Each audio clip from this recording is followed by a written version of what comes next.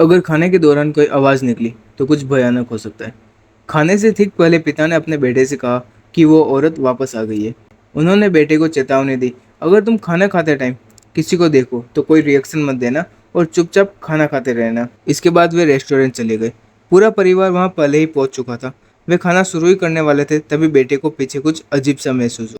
परिवार के सभी चेहरे बेहद गंभीर थे। पिता ने बेटे को कहा कि चिंता मत करो और इशारे से सबको नॉर्मल रूप से खाने को कहा। पर बेटा खुद को रोक नहीं पाया। उसने अपने पिता से पूछ लिया कि आप किससे डर रहे हैं। तभी अचानक टेबल हिलने लगी। बेटे का सवाल सुनकर पिता को कुछ गलत महसूस हुआ।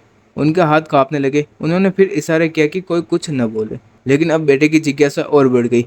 उसने चम्मच की परछाई से पीछे देखा। उसे जो दिखा उसने बेटे को डर से जकड़ लिया। लेकिन किस्मत से उस औरत ने उसे नहीं देखा। अगले ही पल एक हाथ उसकी बहन के कंधे पर रखा गया। बहन ने डर में अपने पिता की ओर देखा।